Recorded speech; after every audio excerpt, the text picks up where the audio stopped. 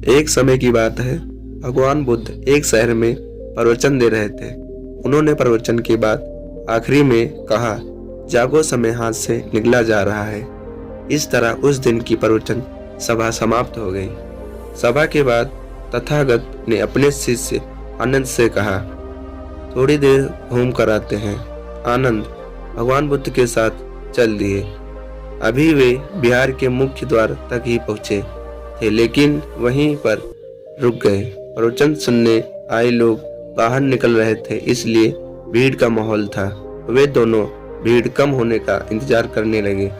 इसी बीच उस भीड़ से निकलकर एक स्त्री भगवान बुद्ध के नजदीकी आई और उसने हाथ जोड़कर कहा, तथागत, मैं नर्तकी हूँ।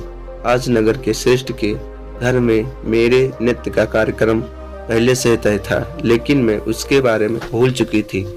यहाँ जैसे ही आपने कहा कि जागो, समय निकला जा रहा है, मुझे तुरंत इस बात की याद आई कि मुझे कार्यक्रम में जाना है। उसके बाद एक डाकू भगवान बुद्ध से मिला और उसने कहा, तथागत, मैं आपसे कोई बात छिपाऊंगा नहीं। मैं भूल गया था कि आज मुझे एक जगह डाका डालने जाना था, पर आज उपदेश सुनते ही मुझे अपनी योजना याद आ गई। इसी तरह एक बुढ़ा व्यक्ति भगवान बुद्ध के पास आया और उसने कहा, तथागत, जिंदगी भर दुनिया भर की चीजों के पीछे भागता रहता है। अब मौत का सामना करने का दिन नजदीकी आता जा रहा है। अब मुझे लगता है कि सारी जिंदगी यूं ही बेकार हो गई। आपकी बातों से आज मेरी आंखें खुल गई।